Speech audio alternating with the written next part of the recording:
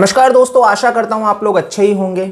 और ये क्या हो रहा है देश में, मतलब सुशांत सिंह राजपूत की मृत्यु होती है, इसको मीडिया चैनल्स ये प्रूव करने पे आ जाते हैं ये सुसाइड है। मतलब क्या चल रहा है इस देश में? क्या एक व्यक्ति को मार दिया गया, इतने सारे सबूत आंखों के सामने हैं कि ये मर्डर है, उनको क्यों नजरअंदाज करती है मीडिया? क्यों उनको दो मृत शरीर नहीं दिखते हैं? क्यों उनको ये नहीं दिखाई देता कि मुंबई पुलिस किस तरीके से उन दो डेड बॉडी को मैनेज कर रही थी? क्यों उनको कूपर हॉस्पिटल के दो वीडियो नहीं दिखते कि दो डेड बॉडी को अंदर ले जाया जा रहा? और क्यों उन लोगों को ये चीजें नहीं दिखती है, ना बॉलीवुड को ना उन पत्रकारों को जो इस विषय में बात कर रहे हैं कि भाई ये सुसाइड है।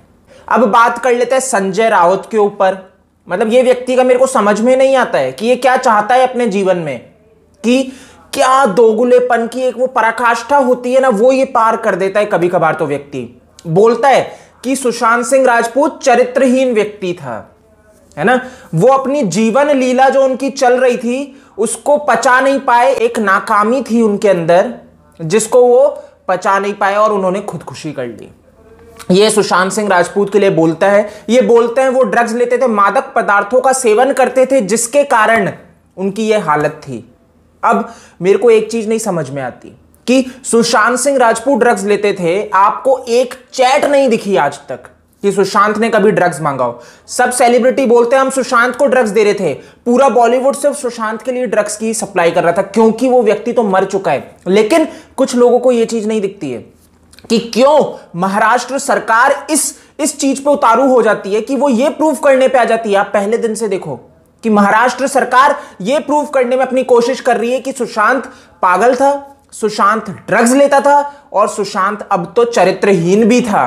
तो मैं एक सिंपल सा सवाल पूछता हूं इन लोगों से, उन आम लोगों से भी जो ये बोलने पे आज उतारू हैं कि सुसाइड है, और इस सरकार से भी कि आप क्यों इतनी मेहनत कर रहे हो? आप तो वहां पे इंसाफ दिलाने के लिए बैठे हो ना, जनता को इंसाफ दिलाने के लिए। आप तो वहां पे सत्ता में हो, तो उसके बाद आप इस तरह से दोगलेपन पे क्यों उतर आते हो कि आप इसको सुसाइड की रट लगाए रखते हो शुरू से, पहले दिन से? तो ये सवाल खड़ा होता है दोस्तों कि आखिर किसको बचाने की कोशिश की जा रही है? कौन है वो आपके घर का व्यक्ति जो कातिल है और उसको बचाने के लिए आप पूरी एनर्जी वेस्ट कर रहे हो? आप अपने सामना के अंदर ये लेख लिखते हो। ये समझने वाली चीज है दोस्तों कि अकॉर्डिंग टू संजय रावत की सुशांत सिंह राजपूत ड्रग एडिक्ट था, सुशांत सिंह राजपूत ही गांजा लेता था, सुशांत सिंह राजपूत ही चरित्रहीन था, यही सारी मतलब गंदी हरकतें करता था। यह है संजय राउत का। तो भाई अब मुझे बता दो, जिसका नाम आया सुशांत चरित्रहीन, सुशांत नशेड़ी, लेकिन दीपिका ना चरित्रहीन ना नशेड़ी।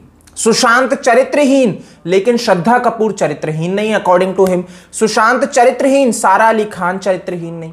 सुशांत चरित्रहीन लेकिन पूरा बॉलीवुड चरित्रहीन नहीं। क्यों संजय राउत जी, ऐसा क्यों है? ऐसे क्यों डबल स्टैंडर्ड्स हैं आपके?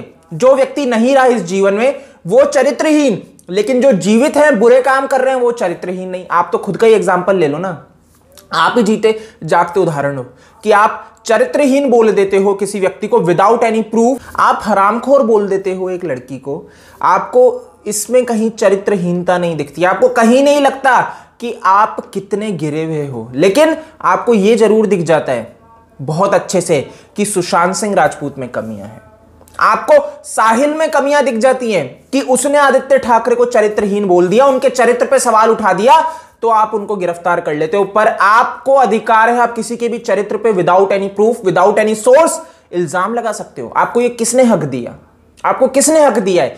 आपको मतलब सत्ता का नशा चढ़ चुका है। अगर आप सत्ता पे बैठे हो, मुंबई पुलिस आपके अंडर है, तो आपको ये लगता है आप कुछ भी बोलोगे और दूसरों जनों को तो दबा दोगे। दूसरे जने आपके चरित्र पे उंगली उठाएंगे तो उनको आप जेल में डाल दोगे, उनके वीडियोस डिलीट करवा दोगे। साहिल चौधरी का आपने चैनल डिलीट करवा दिया, अब तो भैया बंदे का चैनल ही नहीं रहा। कि मतलब आप कितना गिरोगे? ये सवाल है दोस्तों ऐसी घटिया सरकार के ऊपर। तो मैं आपको ये भी बता दूं दोस्तों कि जो लोग अभी तक ये सोच के बैठे ना कि ये सुसाइड ही और आगे ये प्रूव होगा, है ना, तो आपको एक बार थोड़ा सा विचार करने की जरूरत है खुले दिमाग से कि क्यों महाराष्ट्र सरकार पहले दिन से ये प्रूव करने पे आ जाती है।